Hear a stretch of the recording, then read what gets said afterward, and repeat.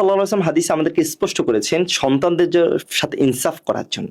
সন্তানদের সাথে আপনি যদি, আমাদের দেশে যেটা হয় আমরা ভাবি আর কি, যে শিক্ষক হোক কিংবা অভিভাবক, যে শিশুদের গায়ে আঘাত করা আমার দায়িত্ব বা অধিকার। বাস্তবতা হচ্ছে আপনি যদি ভুল করে, সন্তান ভুল করে, আপনি আঘাত করার অধিকার আপনি রাখেন, অবশ্যই সেটা শরিয়ার বাউন্ডারির ভিতরে থেকে।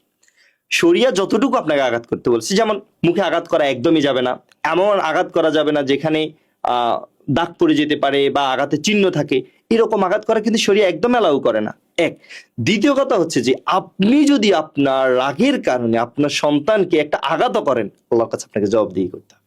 আমরা অভিভাবকরা ভাবি যে এ আমার সন্তান, একে আমি জন্ম দিয়েছি, আমি ওকে আঘাত করতেই পারি, মারতেই পারি। বিষয়টা কিন্তু এমন নয়। আপনাকে এই জায়গায় অবশ্যই আল্লাহ সুবহানাহু ওয়া তাআলাকে ভয় করতে হবে। কারণ আপনি যদি আপনার রাগের কারণ, ধরুন কোনো কারণে স্বামী স্ত্রী ঝগড়া হলো, পারিবারিক কোনো কিছু নিয়ে ঝগড়া হলো, আপনি আপনার রাগটাকে কার কাছে ছুড়ে দিলেন? বাচ্চার কাছে। এটা হয় আমাদের বাচ্চারা হয়তো বা ধরেন আপনি খুব রাগান্বিত, বাচ্চা এসে বলছে আম্মু দেখো দেখো আমি খুব একটা সুন্দর ড্রয়িং করেছি, যাও, এবার বলে ফেলছি। তো এই যে রাগান্বিত অবস্থায় আপনি যদি শিশুর সাথে কোনো আচরণ করেন, সেটা শিক্ষক কিংবা অভিভাবক, আপনি এই অধিকারটা আপনার নাই যে আপনি নিজের রাগ আরেকজনের উপরে চালিয়ে দিয়ে বলবেন যে এটা আমার অধিকার। এটার জন্য আপনাকে অবশ্যই আল্লাহর কাছে জবাবদিহি করতে হবে। এই জায়গায় সাবধান থাকতে হবে। কারণ আপনি যদি আপনার রাগটাকে আপনার কন্ট্রোলে না নিয়ে এসে বাচ্চার উপর ঝেড়ে দেন, আর এটা যদি আপনার জন্য হয়, বাচ্চার কোনো দোষ নেই, তাহলে অবশ্যই আপনাকে এই জায়গায় গুনাহগার